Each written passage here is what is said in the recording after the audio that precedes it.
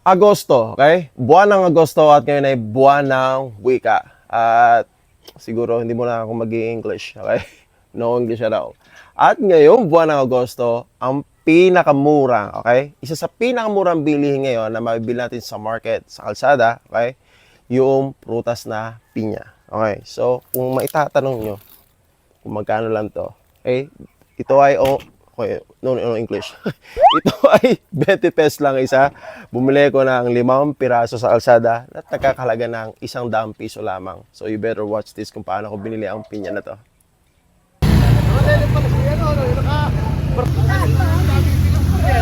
Hindi mo bili. Apa na Basta to? lima, basta lima. Di ba? Tumpok sir. Tumpok ko yan. Yes, sir. Basta 100. Apa? Lima 100. Ito na lang. Batang ito. Sige, ito na lang. Ayan. 100, 5. Okay, ngayon naisip ko lang naman na pagkumparahin natin ang presyo ng tinatawag na natural na pinya at yung tinatawag na dito, processed pineapple juice. Okay. English yun pinya, okay? Pineapple juice, so there's no exemption for that. Pineapple juice, alamin natin ngayong araw kung ano ang pagkakaiba ng dalawa sa presyo, sa lasa, at ito yung tinatawag na natural versus processed food, okay? So dumaan kasi ito sa factory, kaya ang gagawin natin, alamin nga natin ano ba ang pagkakaiba ng dalawa pag ito ay ating ginawa. Ito pala, okay? So using our blender, gamit ating blender, let's get started. Alright. So, mabilisan tayo.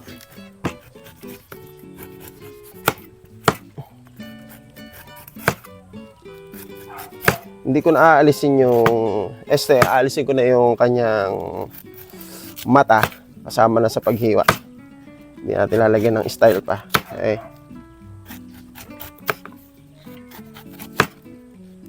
Okay, 1 point. 2 point. Anyway, ang ginagamit ko ngayon ay napakatalim na dragon knife. Okay. So, malaking tulong to sa ating pagbabalat. Ang aking dragon knife kung tawagin dahil napakatalim.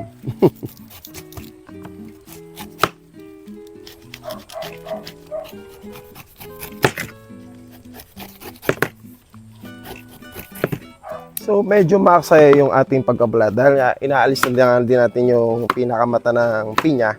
Pero actually sa plantation siguro o sa factory ng paggawa ng pineapple juice, na rin siguro ginagawa. No? Hindi na sinasama yung mata. But I'm not 100% sure. Okay. Ang bango ng pinya, grabe.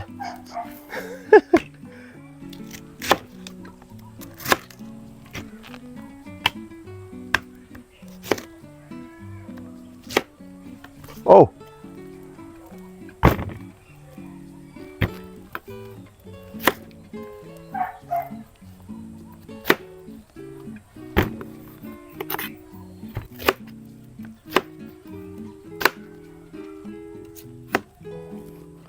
Aalisin na rin natin tong pinaka-core ng pinya.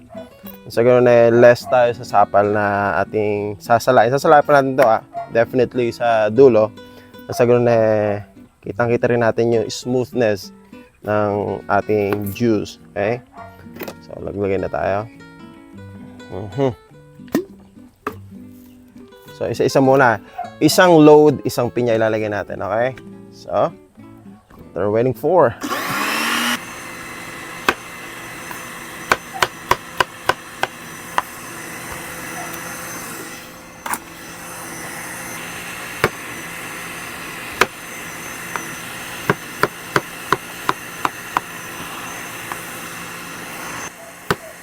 So ito, medyo niliitan natin yung paghiwa ng ating pineapple kasi para mas mabilis na mag-grind talaga yung pinya.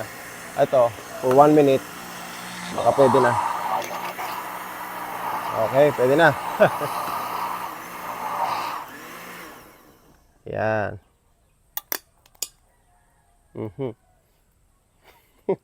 Tikman natin. Nararamdaman ko na kung ano magiging verdict. Okay?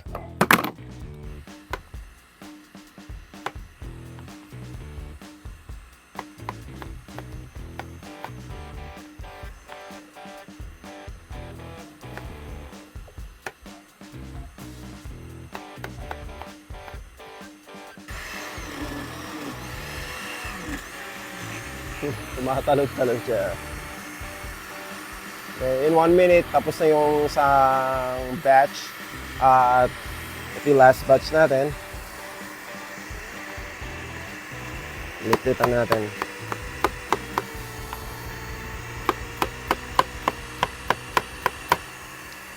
Yan, tikman. Ang tamis.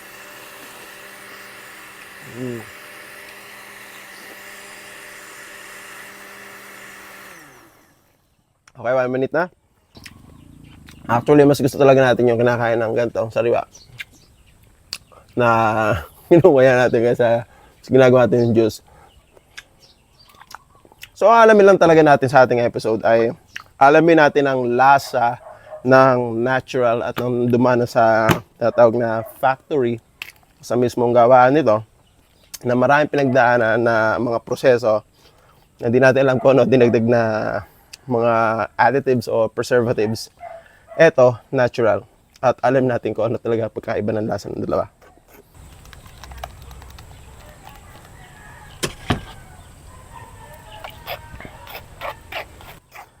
Talagang marami siyang bula eh. Okay?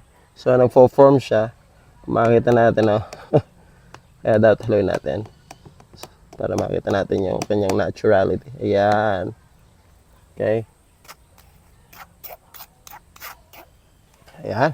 Tapos din tayo. So, saktong-saktong isang pitchel yung ating nagawa.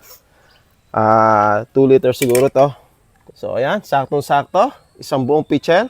Kung di ako nagkakamali, 1.5 to. At ito namang nasa lata na ito, 1.36 liters, 150 pesos, 100 pesos. Okay, at alamin natin kung ano talaga ang mas mainam from natural juice and from the factory. Okay? Juice from factory. Okay, kung makikita nyo, may bula. Talagang hindi maaalis yan.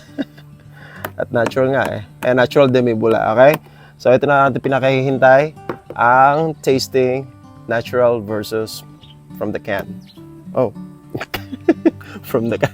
Buwan ng wika ngayon. So, sinisikap ko na gamitin natin ang ating sariling wika, ang Filipino.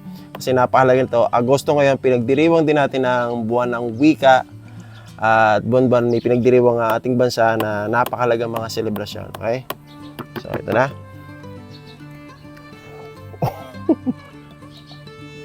Alright. Tagay. Magsinlaki talaga siya. Grabe. Okay guys. This is all natural. Okay?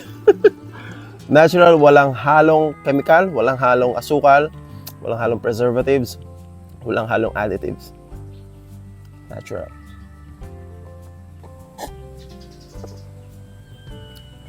Okay, magkasing dami siguro sila.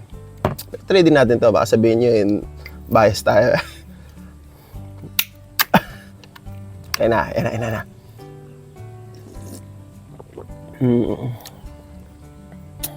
Alam niyo talaga yung natural kaysa sa gawa sa factory.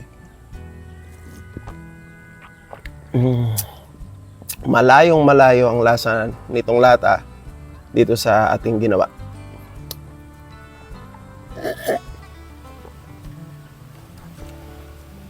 Medyo matamis siya ng konti. Ito talaga, natural sweetness niya.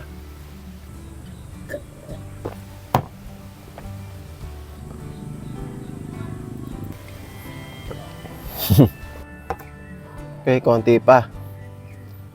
Nabitin ako doon ah.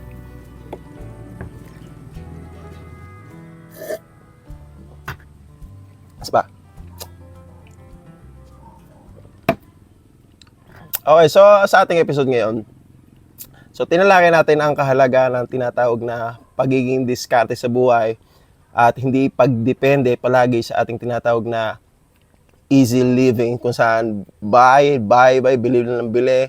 May mga para naman na kung tinatawag hindi tayo depende lahat sa tinatawag na processed food, na kung saan may para naman pala at mga ganyan seasonal fruit na gawin nating mas enjoyable yung ating pamumuhay bawat araw, na pwede pala tayong mas makatipid at makaiwas sa tinatawag na preservatives, may additives at ano-ano pang mga gamot na nandiyan, naka-infuse, na alam natin na maaari, okay, na magbigay sa atin ng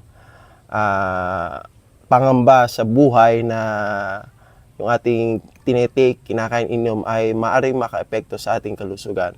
At dito rin sa ating ginawa ay talaga man nag-enjoy tayo, na may mga pagkakataon na subukan natin ang tinatawag na enjoyable life, na kung saan gumawa tayo ng juice from the natural, all natural, from fruits, sa prutas na ating binili na 100 pesos from almost 2 liters, and versus this 1.36 liter only, na ang presyuhan doble. Okay? So dito na nagtatapos ang ating episode. This is Mauro Balos. Thank you for watching my podcast episode and this real life experience.